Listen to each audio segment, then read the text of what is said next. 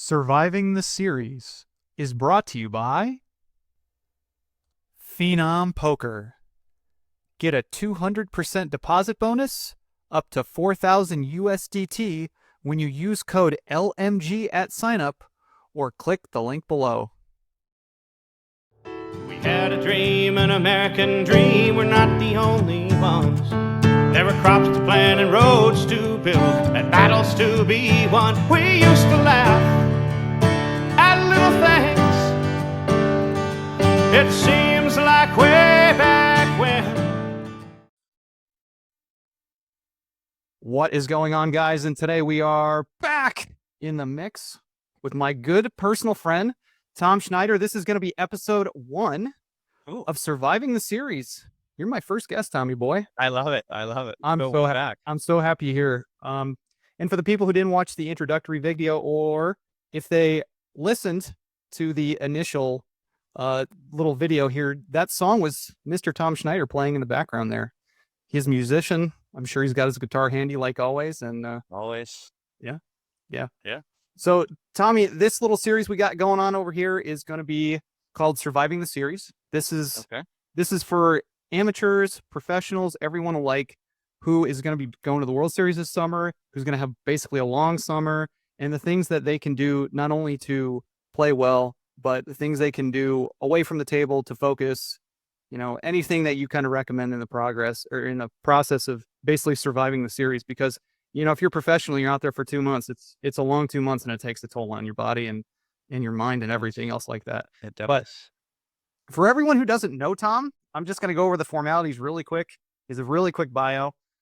Tom Schneider, the 2007 World Series Player of the Year, and you almost won it again in 2013 too when you had 2 bracelets. Do you know what you finished? Where did you finish that year? I think I finished 7th, and I don't know how that happened. I You won had 2 7 bracelets. finished 7 caches.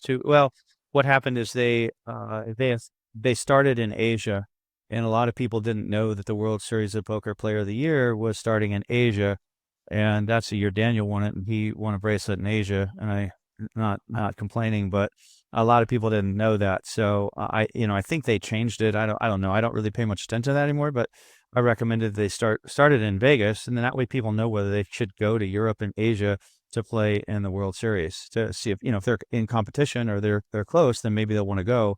But a lot of people like myself didn't go to Asia, so Gotcha. Anyway. I didn't realize that. I was always wondering how you couldn't be leading World Series with 2 bracelets. So 7 caches and 2. you won both horse Yeah. bracelets that year, I believe. Yeah, 7 caches, 2 wins, and it wasn't good enough. And that's back before they had 100 events. They had probably 65 events that year. Yeah. In Vegas. Yeah. Yep. Yeah, I remember. I remember that. I remember tweeting that one out. So you just have under 2.5 million tournament winnings. You have 4 bracelets, 58 WSOP caches, 2 WPT final tables, and I was happy to say that I was there for both of those. I do remember this. Yeah. You have played in some of the biggest cash games in the world. I've heard some of those stories. You were author of one of the greatest poker books in my mind of all time. Awesome. Oops, I won too much money. I still remember this one. you. The advice in that one's really, really good. And Thank you. honestly, you're just one of the best human beings I've ever met. So, I've always said this to people, whenever you walk into a room for one reason or another, people are always happy to see you. And again, thank you for being here. Yeah, my pleasure. Yeah. So, again, this series is, we're just going to talk about the players and what you kind of did differently the years that you did really well and how your approach was. Because I also remember when you were getting ready to go to the World Series in 2007, you had that podcast, Beyond the Table. And I cannot remember who it was with. I think it was with Dan Dan Michalski. Yep. Dan Michalski, who was Pokerati.com, who did articles on poker, and a guy named Karady Ashkenazi. That's right. And Karady with the low voice, and it was a very funny show. It was on. What our chat was. It was one of the most entertaining things I've ever watched and listened to by far. And I'm not just. It was so funny, but We cracked each other up. It was funny. it was great. But one of the things I remember in that interview when they were talking well, what's your plan for the World Series? You're like, well, I'm going to go play a lot of the pot limit and no limit games this summer because, I feel like using that stack sizing put a lot of pressure on people. And sure enough, you played every limit tournament and you win 2 limit tournaments and you win player of the year. So sometimes, your strategy has to change. But the year you won, the player of the year, like what was like your mindset when you win your first one? Yeah, that was your first bracelet too. So when you win your first bracelet and you're like, oh, I'm doing okay. And then you win your second, it's like, oh, I could actually win player of the year now. Like what changed for you at that point? It's funny. My first bracelet, I was sitting playing a pot limit Omaha game, and for some reason I thought, so I told people I hate stud eight. And I hate stud eight. And I was kind of debating, and back then it was $1,000 to place the stud eight tournament. And I just felt like playing it. I don't know why, because I don't like the game, because it requires too much patience, which I don't have. And so I asked somebody at the table, I said, would you take half of me in the stud eight? You can have 50, 100%, or whatever, no markup. I just want to play in it. And I was figuring I was blowing my money, and I was playing a really big PLO game, but I just wanted to see kind of how people would react to me playing it, because sometimes that motivates me when someone says, no, I have no interest in that, I'm like, okay. So the guy didn't take a half of me, and I said, I'm going to go play it. I got down to, we were playing, I think it was 600, 1200 limit, and I had 900 in chips left. I had 1,200 in chips left, and the ante was 100, and I folded 3 hands with 1,200. And there was a time in my career where I would play in tournaments, but I was playing 400, 800, 1,000, or 1,000, 2,000, 50. This is real money. This is real money. Real money, real money. Yeah, real money cash games. I played 1,500, 3,000, probably 15 or 20 times. I played 1,000, 2,000, probably 40 times, and I was a regular in a 400, 800 game. And so I would get in these tournaments, and I would lose a little bit of chips, and I'd be like, screw it. I'm just going to play bad, right? And I got really upset at myself because, like, why am I entering tournaments if that's my mindset? So after one tournament, I told myself, I'm never going to give up again. And if I do, I'll never play tournaments again. So then that was at a WPT event. There was a series of events, and I probably paid a $5,000 event and dusted off chips faster than because it wasn't going well, instead of grinding. And so then I just told myself I'm never playing a tournament again if I register one and blow off chips, just so I can go play in a cash game. It's like silly, just go stay in a cash game. So I was down to 900, 1,200 in chips, and I was playing $100 ante 6 and 12 in the stud 8, and I folded 3 times in a row. And I finally picked up pocket nines, and I said, okay, I'm going to go with this hand in stud 8, which isn't a great hand, but when you're short on chips, you might scoop a pot. I scooped that one, and then I started, winning pots, and then all of a sudden I'm the chip leader going into the final table. And it just showed me that, you can never give up. You just have to grind. You never can give up, because you see so many people, the stories happen so often where people are low on chips. The guy at the final table with the least amount of chips just somehow wins the right pot, and he ends up winning the tournament. So, I think first and foremost, when you're preparing for the series, is to create the mindset that you're never going to give up if you're going to enter a tournament. Never. You never give up. You never put your money in a bad spot. Sometimes you're going to put it in a bad spot, but knowingly, because you have to. But you just never just say, screw it. I'm got so many chips, and I can't win, so screw it, right? You can't play that. So I think the mindset is really important. I think the other thing is to, for me, it was important. I know some people like to stay off campus. For me, it was important to stay on campus because it gave me an extra hour to sleep or to relax, because there's a lot of times where you're trying to get to your car, you're trying to drive off strip. And for me, that was a distraction. So both times, actually every time I go to the series, I stay in the hotel where the series is being played so that I can get maximum rest. And not have to deal with traffic and parking, because I think you could start off being frustrated before you get to the tournament, just dealing with some of the parking.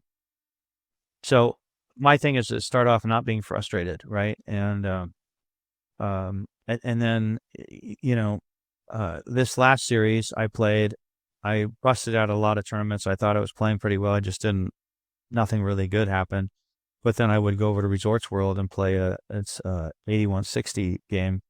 And I did really well at that, but just didn't sniff anything in a tournament. I made 3 day 2s with very few chips. And but I was trying hard.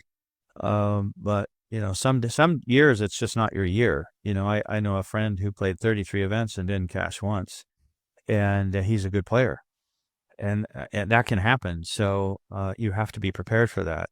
And my preparation for that is to go try to win it back at a cash game and play a game that's really good for me, which is they had a 19 game mix, which for me that's really good. So, I mean, you have to go up there with the right mindset. Mindset is so big in poker, but you also have to understand when your mindset turns south, and if it does, go out and play golf, play some pickleball, do whatever it is you go hiking, whatever it is that you like to do, because sometimes your mind frame can go south, and we hear those people, like I'll pick on Alan Kessler a little bit. Sometimes he likes to brag about getting beat with pocket aces, and I think sometimes he plays it so that he has a good story as opposed to playing it so that he has a win, right? And I think sometimes people play to have a bad story. And it's a weird thing, but they want to be able to say, and sometimes, you have to be prepared to make really big folds, which is not my specialty, but I've made a couple really big ones, and I'm a big believer in trusting your gut, and it's taken me a long time to get there. But I've had these experiences at the poker table.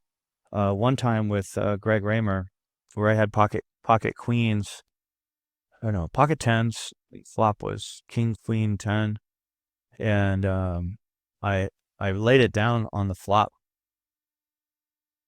and I said, I know these are no good. I had a set of tens, and she's like, what? He had a set of queens. I just knew he did.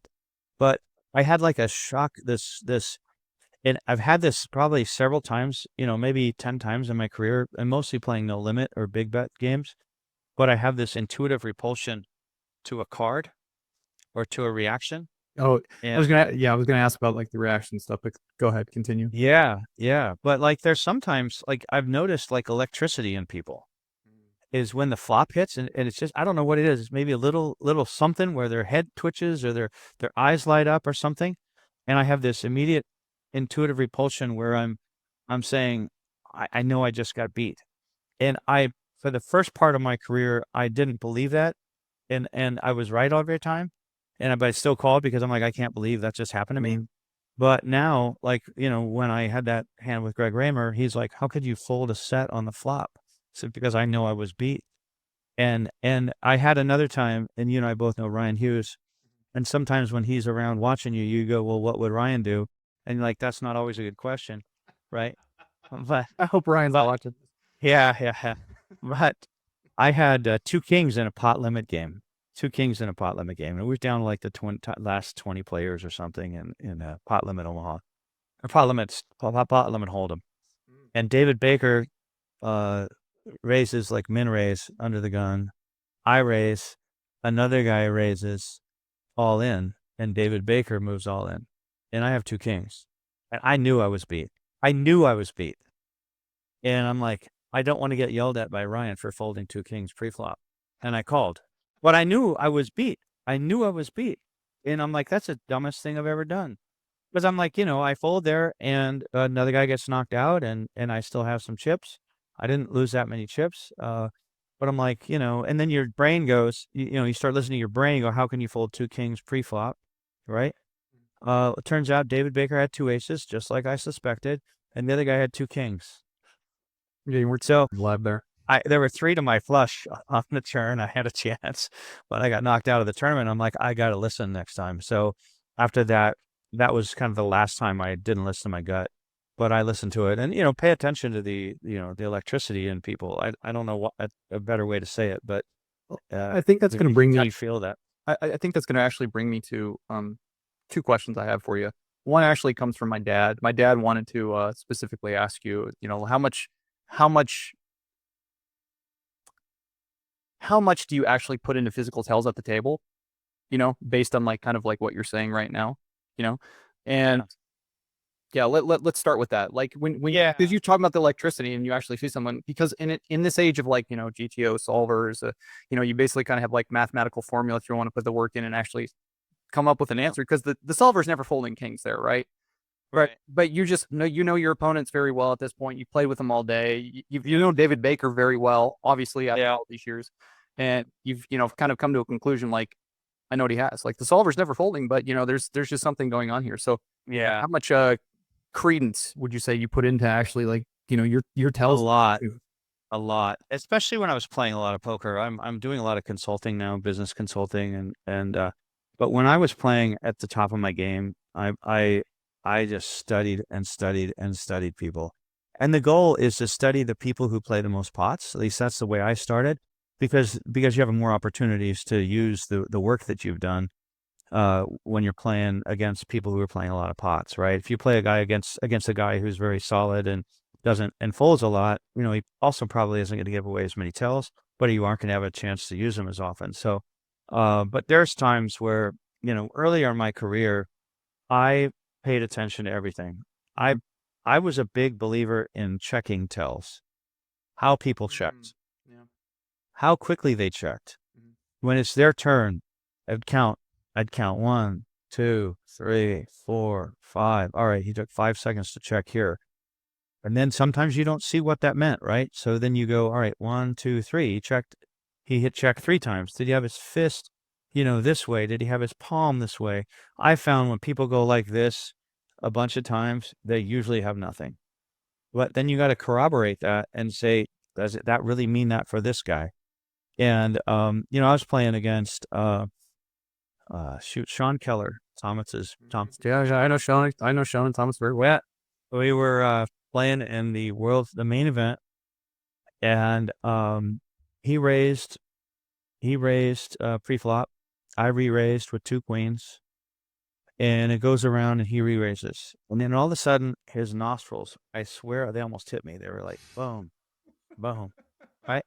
They were like this. I'm like, I've never like it just, and he wasn't. It just all of a sudden like this, and I'm like, I know what that means. That typically means they have strength, but I want to corroborate that information, but I know I'm going to fold here. So for me, the goal was, how do I get him to show me his hand? Because he's a professional. He's not going to show me his hand. And I'm literally sitting there not thinking, am I going to fold or not? I know I'm going to fold, but how do I get him to show me what he has? And I say, I got to pee so bad. If I didn't have to pee, I'd put you all in, but I got to pee so bad. I folded 2 queens face up, and he goes, that's such bad luck. You got to pee. And I got 2 aces, right?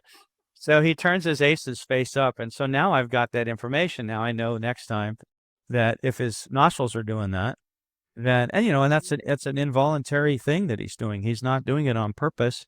And so now I know that for him, that's what that means. And that's what it means for a lot of people. And but I have relied, I was playing in a pot limit Omaha game out in, it's back east, the big casino back, Foxwoods, yeah. Yeah, pretty big pot, like, order 50-100 or something pot limit game. Sure. Well, I mean, back in the day, I mean, that was really big too. Yeah. 20, 30 years ago, those were Yeah. games. Yeah. And anyway, I don't remember the specific details. I do remember what I saw him do, but there was probably, $8,000 in the pot, and the guy had bet probably 6,000 and had 3,000 left. And he bet, and he immediately like moved away from the table, and I was messing around with my chips. I had like, the kind of hands I like to play, like 3, 4, 5, 6, and I might have flopped a 7, 8 or something. And I'm like, man, I just know that he doesn't have it, because he like immediately, when people move away from the table, it typically means that they're uncomfortable. They don't like what's going on. They do that in boardrooms, and they don't like what's happening, right? Winning wisdom from the boardroom to the poker table. Yeah. So there you go. Exactly. So I just decided to go with my gut, and I, he only had 3,000 left in a pot that was already 18,000 or 15,000 or something like that. And I said, I'm all in. And he like just folded instantly. But you have to be able to pull the trigger in those big games and go with your gut. And that's why paying attention to people is so valuable. I was playing with Chow Jang. I think I know the story. Tell me. But yeah, we're playing No Limit Hold'em. And I think it was like a 50, 100, 200 game or something like that. and I had two 7s. Chow raised in late position. I re-raised him, with 2 7s, and the flop was 8, 8-5-3 or something like that. And I bet out, and Chow made it. I bet like 10,000. I can't remember exactly the betting, but I bet 10,000, and Chow made it 30. And then as soon as he made it 30, Doyle walks in the room, and he says, "Hey, Doyle, what do you think about that football game? What do you think about that football game? I can't believe they won." He starts like, and I'm like going, "That's weird. That's weird. What's he doing there? Why is he doing that?" Right? And I'm like, my gut told me he's trying to make me think that he's so comfortable with his hand that he can just start talking about football. He doesn't care. Yeah. He's got this hand won, right? And that's the whole, it's so true in general. Weak means strong and strong means weak. And he was trying to tell me I'm so strong I don't care. So anyway, I moved all in, and he called, and I won a big pot with a pair of 7s, and he had a 5, right? He had a 5-6 or something. And but you have to be willing to call there. I'll tell you one of my favorite ones where weak means strong and strong means weak. I'm playing against Scott Fishman, who is a really good player, and Scott, we're playing Pot Limit Omaha. So I turned the nut straight, and it wasn't an ace high straight, but it's like, I had a Jack 10 in my hand or something. I turned the nut straight. And so what most really good players know is that when you're playing pot limit or no limit, and you like move around your chips, you kind of shove them a little bit forward, you sit and think, and then you go, all right, I'll check, right? That typically means that you don't have anything, you just don't want them to bet, all right? You just don't want them to bet. So I flopped the nuts, I turned the nuts, and I'm like going, how can I get him to bet? I'm going to do that move. So I move my chips out, and I stack them, like put them out, count them out, and then I go, I check. And then he raises, or he bets, and then I move all in, and he calls me going, I can't, he couldn't, it was messing with his mind because people don't do that, right? Because it would look like I'm trying to get him not to bet, and I was trying to get him to bet because I knew that he knew, right? And so, anyway, all that stuff is so much fun, but for me, the tells when I was really playing a lot and was really grinding, and I'm older, so I don't grind as much as I used to. But I had the energy to sit at the table and literally watch how people checked. I would watch how they breathed. I would breathe the same way they breathed. So when they had a big bet, when they made a big bet, I would watch how they breathed, and I would try to mimic their breathing so that I could see if their breathing was different than the next time. I didn't know this. Yeah. This is something that I did not know. Like the counting of the counting of the checks, or like the breathing tells. I didn't know this is something brand new to me. So Yeah. I mean, it was fun because you could watch them, and some really breathe, really heavy, and you just sit. You're not in the hand, right? So you could sit and watch and do this, and I could sit and breathe like them. And then I see them turn their hand over and I go, okay, I see how their breathing pattern is when they have this kind of hand versus when they have this kind of hand. And that can be very valuable when when you're playing against somebody, because you can literally, especially bigger guys, you can see their breathing, right? And because a lot of times their chest is going up, right? But anyway, I think the checking and the timing of when they bet and all that, even in limit, I think can be very valuable. And then I actually think we'll put their chips in the pot as well. Sure, absolutely. Yeah, I forget what the FBI negotiator who wrote the book, the Poker Tell book, years ago. He about that. It's like one of the things is like if you throw your chips far away from, like, you don't want them, kind of. Or if you keep them close, like, oh, I know the pot's coming back to me, something along those. Yeah. But I actually very similar. Something that I used to do is like if I used to see someone like you mentioned, like when Chow's like, hey Doyle, like who you think's gonna win, and I would put myself a lot of times in the position of like, why are they doing this? If I was doing this, what would this mean? Like, okay, now I'm gonna put myself in that position. I'm gonna be yelling over at Doyle. Like, usually, what does it mean? And it's like, like that's not usually a good sign for me too.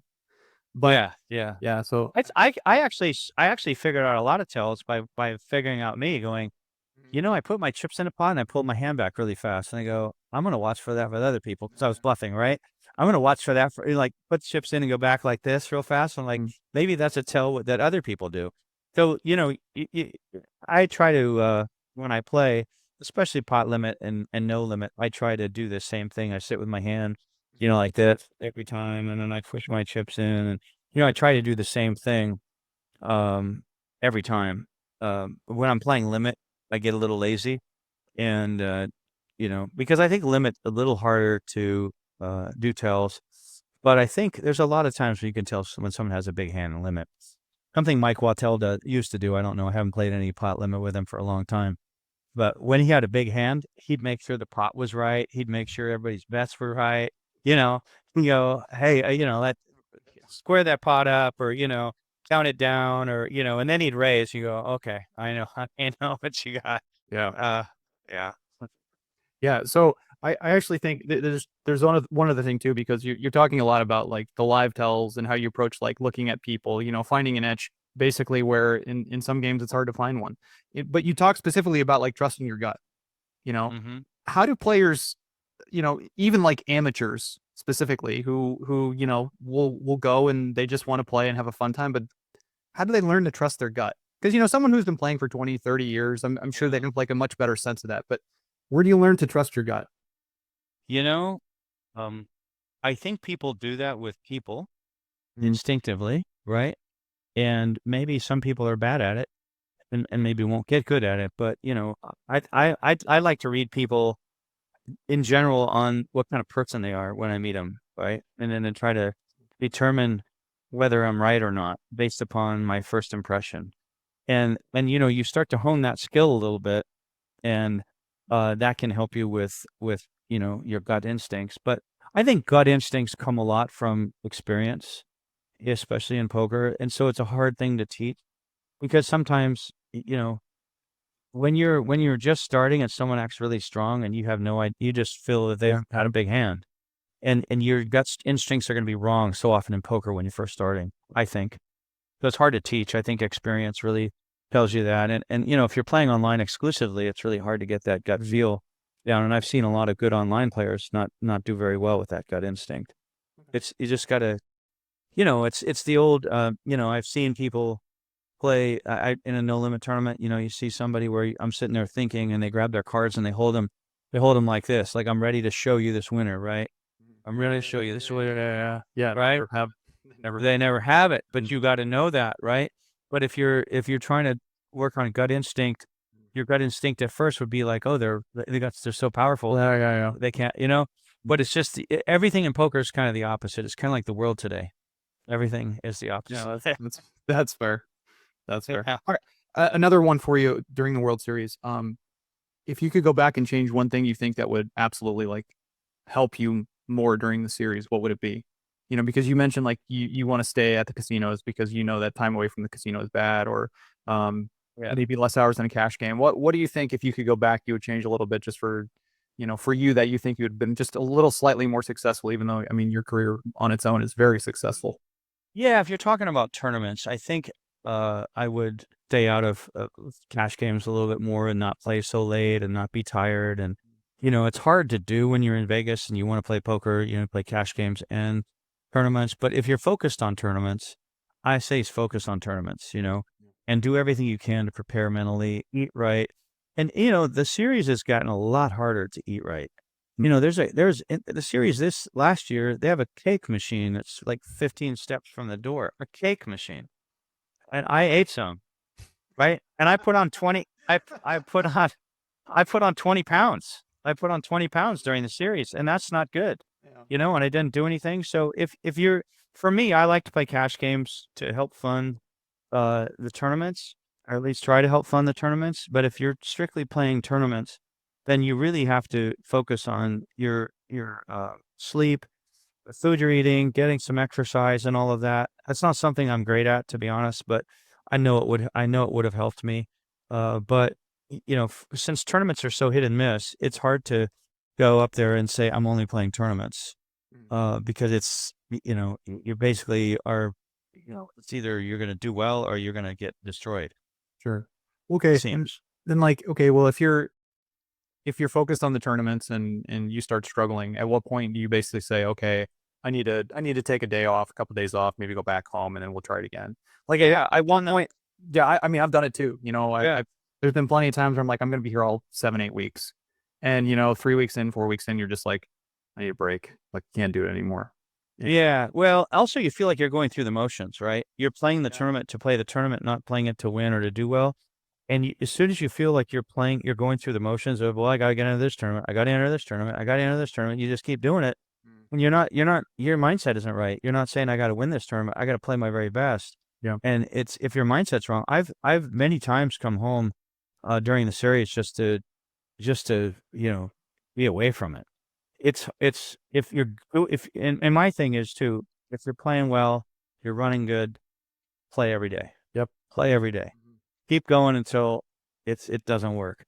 But if you have to change something up, if you play 5 tournaments, don't bag any chips, or 10 tournaments, don't bag any chips, your mindset has to change. And I feel the same way about cash games, where if I try not to lose more than I could win in a cash game in one night. So I'm not always great at that, but if you think your average win rate in a cash game is $5,000, try not to lose 15, because you're going to have to stay away for a long time to come back with the right mindset. So you're not trying to win 15. You got to try to win 5, because that's kind of your average. That's kind of a likely win or a possible win in that game, but 15 is hard to win. So if you're coming back the next day and you're stuck 15, it's not a good mindset. But if you come back in 2 weeks, you're not stuck. You're coming to play and you hope you win 2,000 or 3,000, Yeah, I actually know a couple players who blew their whole bankroll before the start of the World Series, and and obviously they're taken out of it. But I also know players who, took big losses before the World Series, and they're just mentally not ready to go. And again, there's a lot of variance and stuff involved in that, but you got to remember, this is a 2-month mindset. A lot of times I used to take, I think about 2 to 3 weeks off every year before the series. Probably at the beginning of May, I think I would take 2 to 3 weeks off just to refresh everything, because I felt like I would totally be refreshed, ready to go, wanting to play. And I know the next 2 months is just going to be grind mode. I can get back into my frame of mind and my rules, at a different time. But I think that break, that mindset, and going to get ready to play the entire time was something that gave me an advantage. I wanted to be in the best conditioned physically that I could be before the series, because I knew I was going to be playing 12 hours a day, tournaments, on and on and on. Yeah. Sometimes cash games. But nowadays it's now, even before, the last time I was at the series was 19, before obviously the pandemic happened. And I almost every day there was just a tournament to play. And you just look at the schedule, every single day I'm going to play a tournament and I just played mixed game tournaments for the most part. I didn't play hardly any PLO or no limit tournaments. Yeah, there's always something to play at almost every juncture.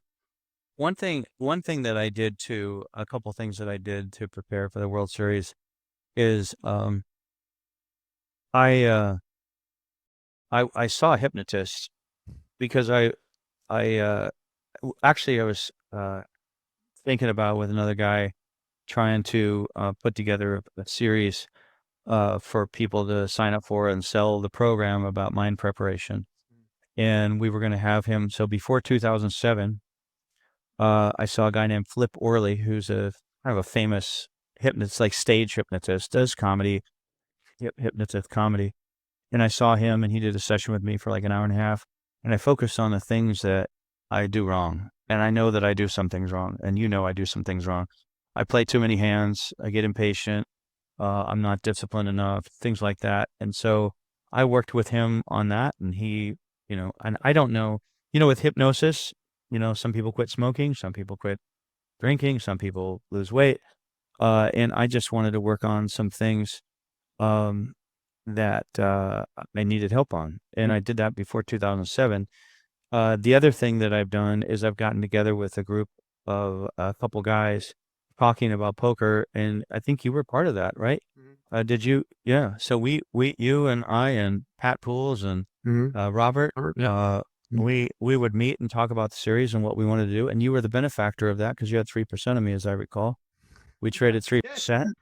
Yeah, I did. I forgot about that. Yeah. I forgot about Yeah. And I said my goal was to make 3 final tables, and I made 3 final tables that year. And I played to make 3 final tables. There were some times where maybe I could have, made a play or something like that, but I'm like, no, if I fold this hand, I'll make the final table. And so I made 1-2 and came in fourth in one. And that's, but I set goals, which I think is, those kind of goals could be good because they can guide you. Let's say you've never cashed in the main event. You could set a goal to cash in the main event. You might play differently, right? But, to some people cashing the main event, they've never done it before. And that's the first goal, right? And you might play a little differently just so you can cash. And that's a milestone for some people. And I think that's worthy, right? And, That's actually so, one of the questions I was going to ask you is like someone who's going to play a tournament that they normally might not, or something that happens during the summer. Say they normally play $300, $500 tournaments, but now they want to play like the main event.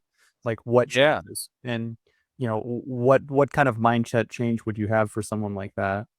Yeah. Well, I mean, if you're going to play in the main event and you've never done it before, you're going to get bounced around a lot. You're going to be like a pinball. People will know. And so one of the things that I will do when I sit down at a table, like especially at a no limit event, a lot of the limit events, I seem to know everybody, but you get to a no limit event, you don't know who people are, and there's 10,000 players. But if I sit down and I see somebody with a Nebraska sweatshirt on, I go, "Oh, you from Nebraska? Like, is this your first time out here?" "Yeah, it's my first time out. I really wanted to play the main event." And I go, it looks like you're married. What does your wife think about this?" And she'll say, "Oh, she's not happy that I'm here, and she's worried about the money." And I'm like, "Oh, that's too bad." Now I know something, right? Now I know he's a guy I can push around. He's a guy that's going to, on the break, go, "I'm still in, honey." Every break, "I'm still in, honey." Right? And I feel bad, but like that's poker, right? You're gaining information. And now I know that, I don't know, oh, no, I've played 30 events already this year. I know the guy doesn't care about money. I'm not going to get him off his hand very easily. He's going to be a guy that I'm not going to bluff that much. But, you get information from talking to people at the table and just being nice, right? And so part of it's just being nice, and part of it is gathering information because that's a game of information, right? And And I think actually one of I think like the main overall theory so far of this conversation has been like, pay attention at the table. yeah, In a world cocktail where waitress might be cute, but yeah, she well, might be cute, and you might have money on that game, but you're not going to change the outcome of that game I think, on the TV. also in a world where you're talking about like again, I go back to the idea of like there's a lot of solvers and people trying to play like optimally and stuff. And when you're looking for an extra little piece of advantage or Yeah, something that helps you out, paying attention is super key. And this is one of the reasons, actually, going back to something I was going to say, one of the rules that I always had during the series is if I played, we'll say 6 to 7 hours of a tournament, I required myself to go home. I would not buy into another one. I would not go play a yeah, cash game. I would just go home because I was mentally fried. I was mentally fried trying to pay attention, trying to play well, sitting at a casino all day. And I just like, I'm going to be doing this every single day. Like, I don't yeah, need to, I can go play cash games at home, like that's great. But if I play a tournament, I'm just so tired. If I play poker for 6 to 7 hours, usually I'm just mentally fried. yeah. I'm one of those guys that just want to stay on their sleep schedule the whole time and just try to focus on playing well. And that's it. Yeah, I think that's important to have rules like that. I made a rule that if I busted out of a tournament, I wouldn't go instantly get in a cash game because I was already kind of irritated. Like if it depends on how you bust out of the tournament. Obviously, if you go on day two and you have two big blinds or something, you bust out. It's no big deal. But if you've grinded and you had a big chip stack, and somehow you busted out, going to play in a cash game is not a good idea. Yeah, Not a I good tend to idea. agree. I tend to agree. Actually, one of the rules in your books is, when things are not going well for you, don't go to the casino. Stay away from it. Yeah, I believe that when you get a divorce, Yep. you know, Anything like that. For the most part, yeah, that's just as mentally taxing on you and just draining you. For sure. I mean, there's times when you just need to stay away. And I know some people probably would say, well, this is kind of like my distraction, but at the same time too, you're just like never giving it 100%.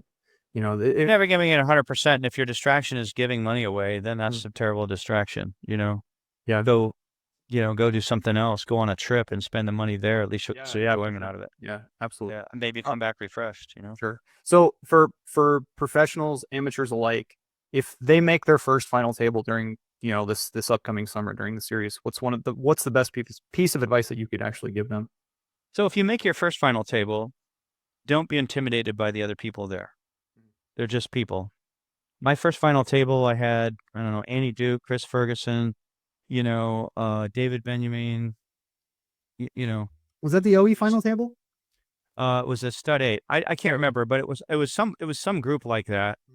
And it was all people that I looked at and go, wow, these are all great players, right? Yeah, And it was all a full tilt. yeah, right. It was a full tilt final table, except me. I was the only non-sponsored player at the table. That's true. But the thing is that they're just people, and they get dealt the same number of cards that you do, and you've obviously gotten there. Don't let them intimidate you, because they're just people, and I wasn't intimidated by any of them, because I played higher stakes than a lot of them did, cash games. So it wasn't like I felt like they were better than me. But I mean, at first when I saw the table, I'm like, wow, that's going to be really hard. And I'm like, not really. I mean, I had to beat everybody to get here. So I've already beat 1,000 people, to get here. So I think people can get really intimidated by named players. And just because they have been on TV a lot doesn't mean that they're good. Sure. It means they've had a lot of sponsorships potentially, and they had a lot more shots at it, a lot more swings, Sure, yeah. Sure, yeah. All right. Well, as we start to wrap it up, I'll throw some just really quick rapid fire at you. How about that? Okay, yeah. All right. Favorite mix game?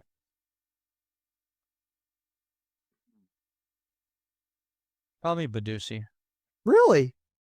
I did not think a split pot game was going to be your answer. I thought you were going to say like no limit deuce to 7 single drawers. I like that too, but I would say Badusi. I don't know, just something about that game I like. All right, you like Badusi, right? Favorite restaurant in Vegas? At least everyone should try once.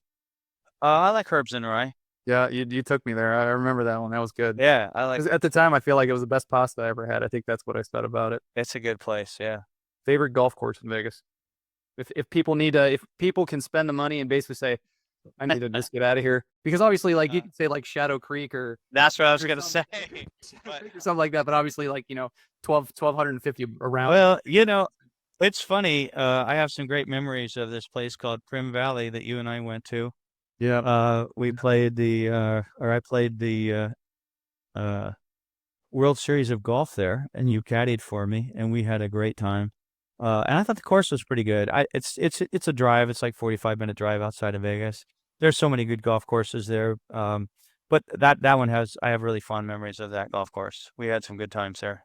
Yeah, I mean, I was super lucky because you kind of like took me under your wing when I was super young, and I just kind of like was able to jump into this world of like high stakes gambling in a lot of different ways. And I remember you taking me out.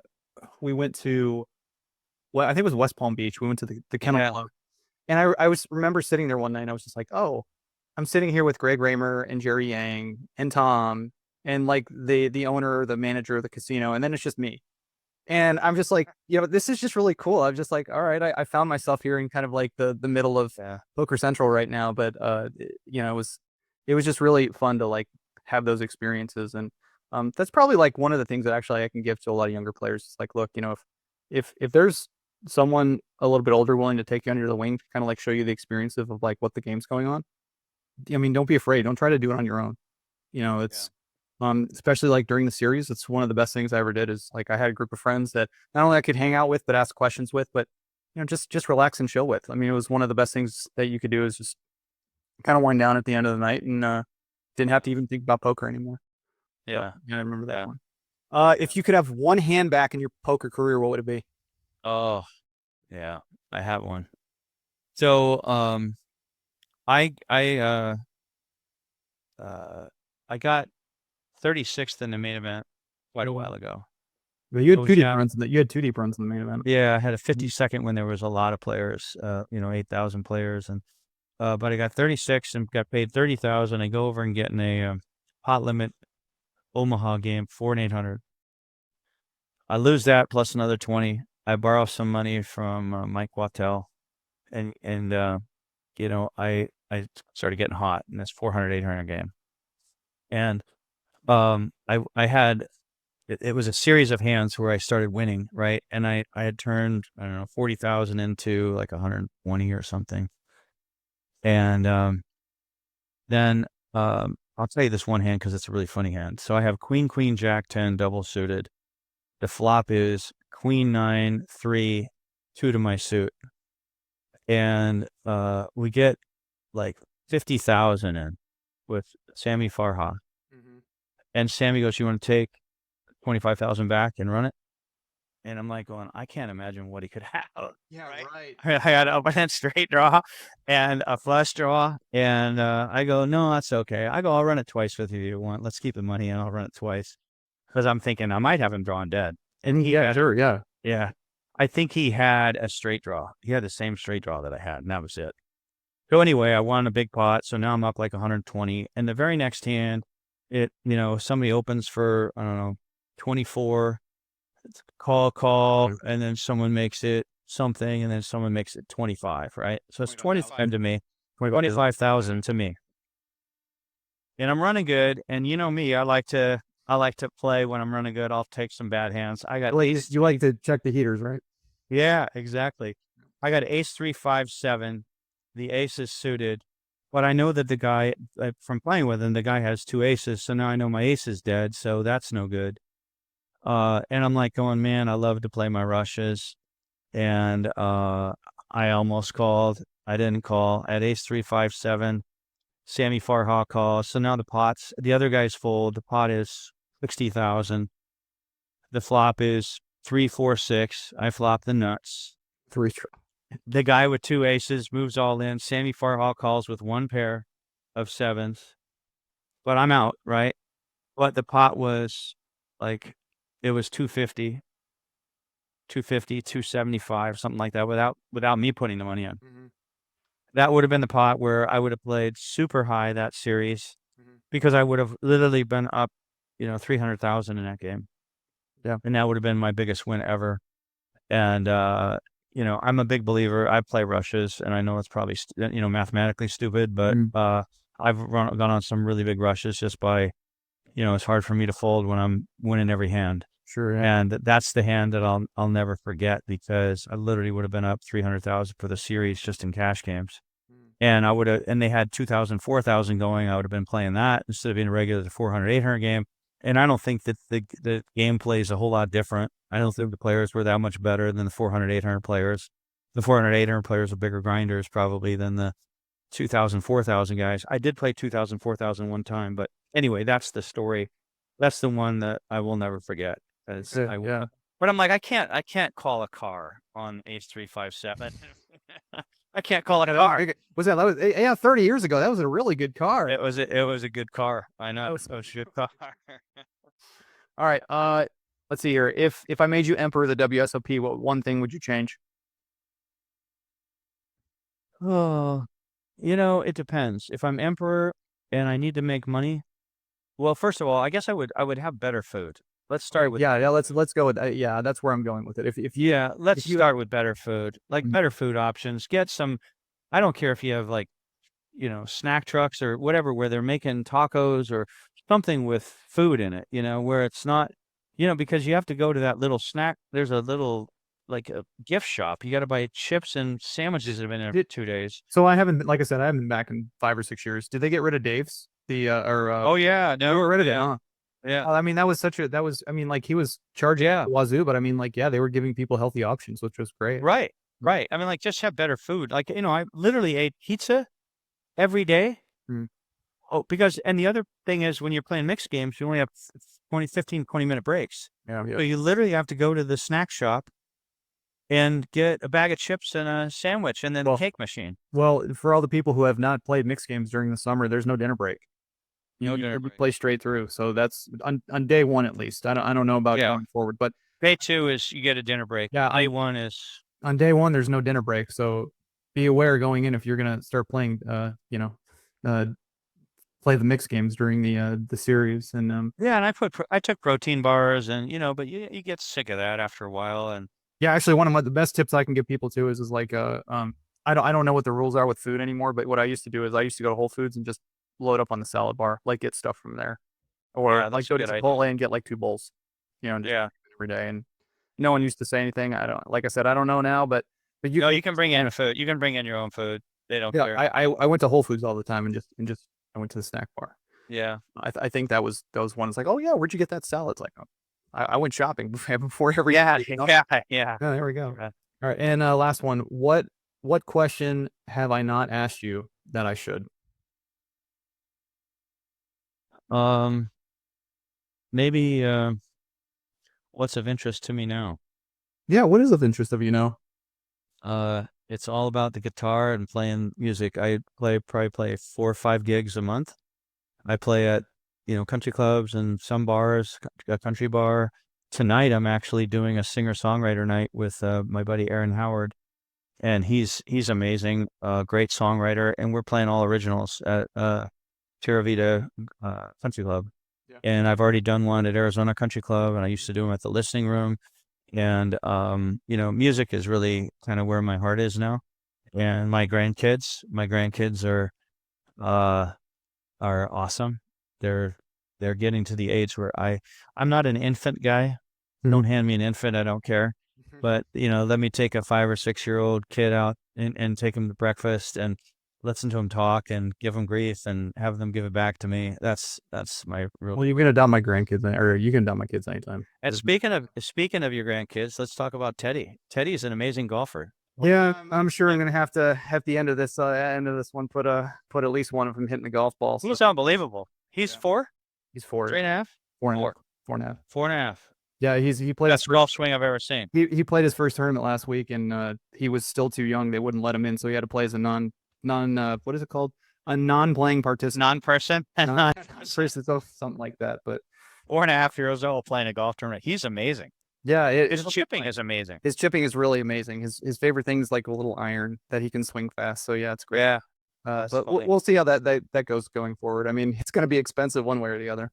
So it will. It will. But it's fun. Tommy, I will link to your YouTube channel.